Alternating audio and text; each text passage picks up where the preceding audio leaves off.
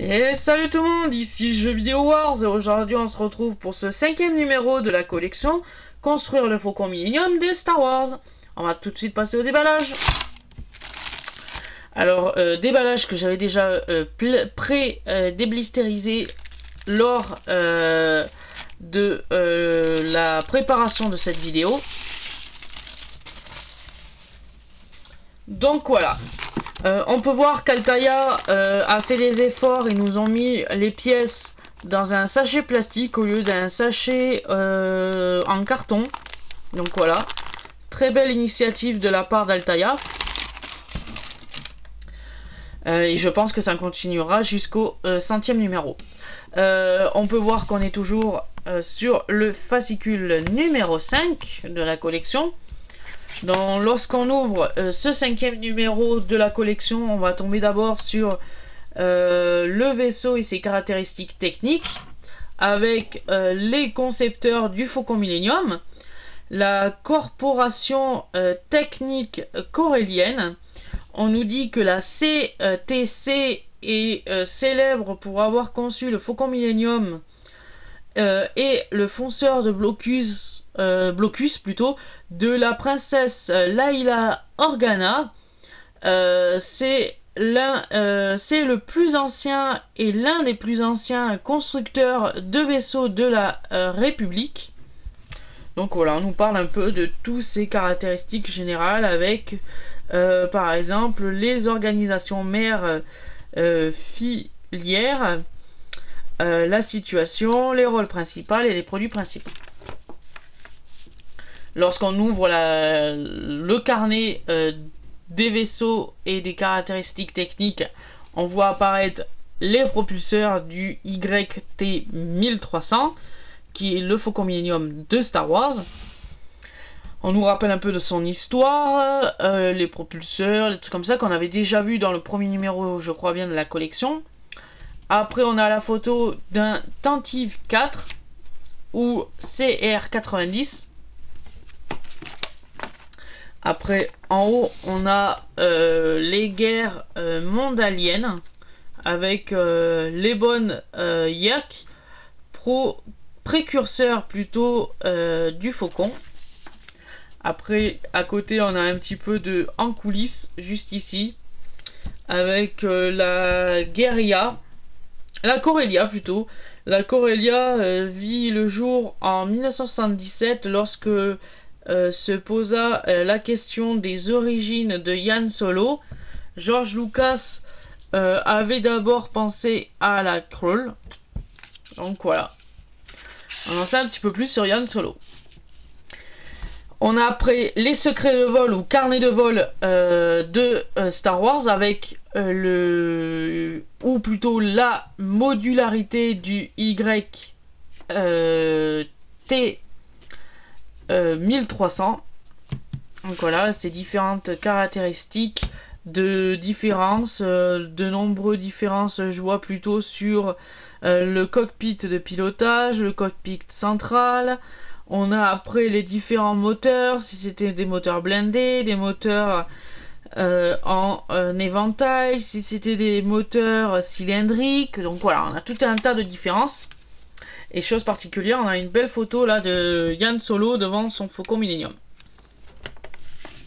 Donc lorsqu'on continue sur les secrets du vol ou les carnets de vol de Star Wars, on a ensuite les compartiments ou compartiment de contrebande. On a ensuite les soutes, voilà, les différentes soutes du Faucon Millenium qui sont ici. Après, on a une très belle image, je crois, de Han Solo devant son mur de soute du Faucon Millenium. Voilà, tout à fait. On a un peu du en coulisses ici, avec tout ce qui était le problème de taille, parce que oui, le Faucon Millenium avait une taille à l'intérieur, je crois, de 34 à 37 mètres. Donc voilà. Il y avait quelques petits problèmes et ajustements qu'ils ont dû régler. Donc on va passer au pas à pas du fascicule et des pièces fournies dans ce fascicule. Je rappelle d'ailleurs que je vais faire, voilà, la liste des pièces en grossissement. Alors pour ce numéro 5, on a le panneau de rétroéclairage. Voilà. On a ensuite les vis x1 plus 1 de rechange. On a le panneau d'instrumentation gauche, le panneau d'instrumentation droit, la section supérieure du couloir de transit et la section inférieure du couloir de transit. Donc voilà, donc on a le panneau de rétroéclairage qui est la première LED de cette collection. On a ensuite deux vis. Après on a ici les panneaux d'instrumentation du cockpit arrière, avant plutôt, gauche et droite. On a ensuite le couloir de transit ou le coude du couloir du tunnel de transit, voilà, inférieur et supérieur. Et donc voilà. Alors on va nous demander dans ce numéro 5 d'assembler justement le panneau de LED rétroéclairé sur la structure du faucon. Voilà. Après on va nous demander d'assembler les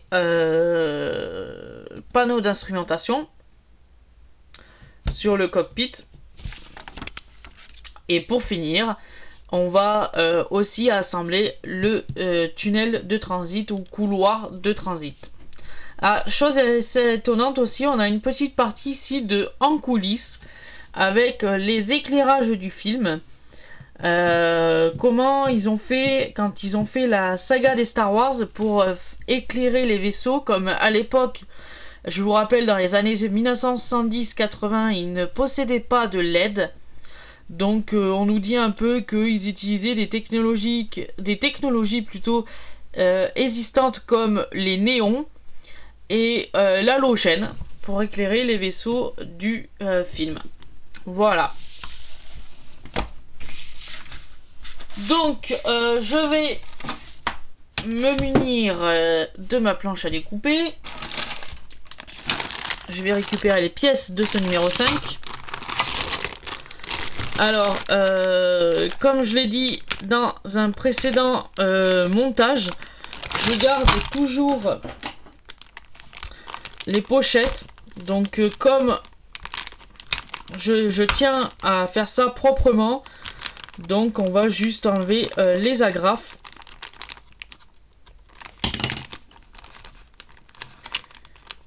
Voilà, pour une.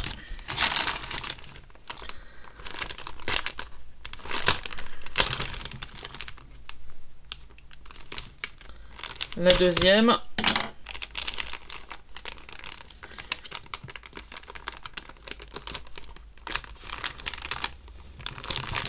Voilà. En plus, on peut voir que toutes les petites pochettes sont numérotées. Ah, il y a une agrafe ici aussi que j'avais pas vue au milieu. Voilà.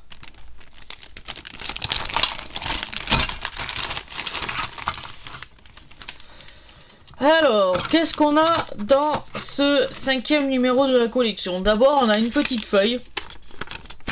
Donc, cette petite feuille nous dit que c'est distribué par les éditoriales plutôt Planeta De Agostini. Donc, voilà.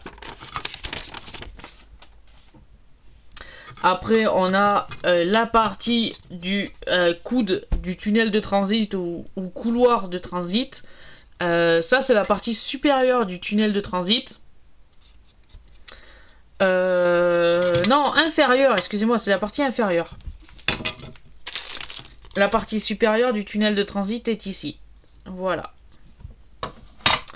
Après, on a la plaque de rétroéclairage ou LED, magnifique pièce qu'on va bientôt pouvoir faire fonctionner dans quelques numéros, j'espère. Et après on a les deux panneaux d'instrumentation gauche et droite pour mettre sur le cockpit. Voilà, ainsi que un sachet de vis. Voilà. Donc on va tout d'abord récupérer l'assemblage qu'on avait fait dans le dernier numéro de la collection. On nous dit qu'il faudra visser le panneau de LED rétroéclairé. Donc je vais l'ouvrir tout de suite. Voilà, comme ceci.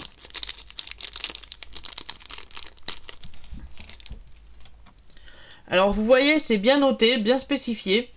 C'est noté FCA1.0.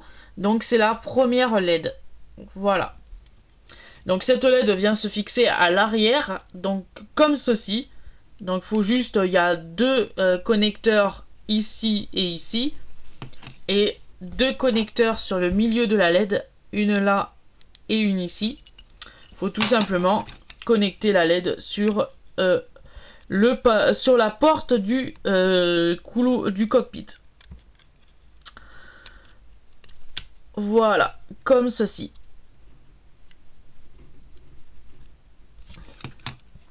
Ah, j'ai mon pupitre de commande qui s'enlève. Voilà.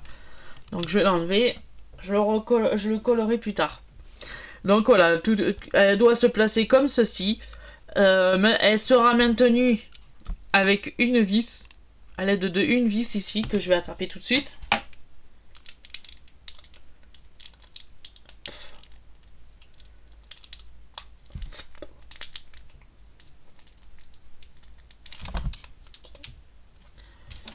Hop. Hop. Hop, hop, hop. Voilà. Alors vous voyez, c'est des toutes petites vis, des minuscules vis. Donc, il ne faut pas les perdre. Donc, cette vis, elle vient ici, je le rappelle.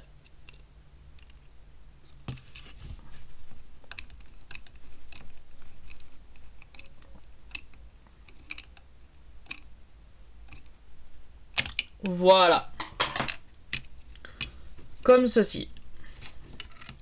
Hop là, j'ai mon ensemble qui se barre du cockpit, mais bon, c'est pas grave. Donc ensuite, on nous demande de désassembler la structure du cockpit. Donc voilà, de garder que cette partie. Cette partie, justement, on va venir y fixer les deux panneaux d'instrumentation. Donc ici, on a le côté gauche. Voilà. On va prendre ensuite le côté droit qu'on va venir fixer. Voilà. On va y venir replacer tous les éléments qui s'étaient enlevés tout à l'heure. Dans le pupitre de commande, d'ailleurs qui est cassé, il va falloir que je le recolle.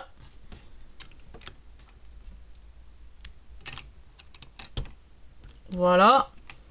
On va y venir fixer encore le panneau d'instrumentation qu'on avait eu dans le numéro 4. Ah, pourquoi mes sièges bougent? Voilà. Pour qu'on arrive à cet assemblage. Voilà. Ensuite, dans la suite du fascicule, on nous demande de récupérer le tunnel de transit, les deux parties du tunnel de transit. Alors on nous demande de les tester pour voir si ça s'emboîte correctement, mais on nous demande pas de les fixer, on nous demande juste de tester l'assemblage.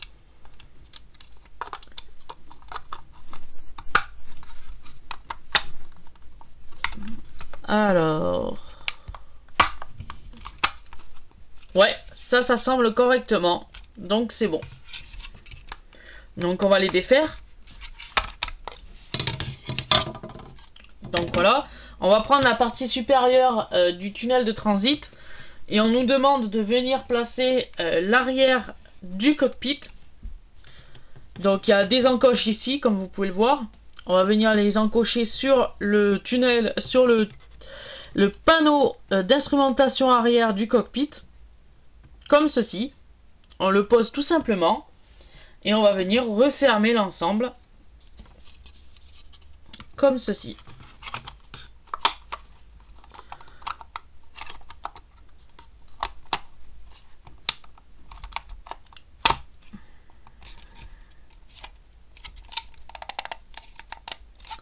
Voilà, pour que ça forme ceci. Voilà. Et donc là, on va pouvoir, si on souhaite, venir placer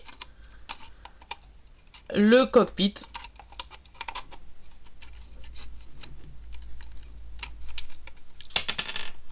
Alors, si j'arrive à le mettre...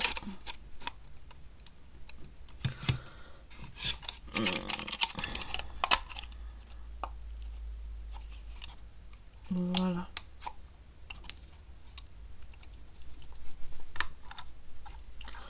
Voilà, comme ceci. Hop là, mon truc est tombé. Voilà, pour que ça fasse ceci. Voilà, se termine le montage de ce numéro 5.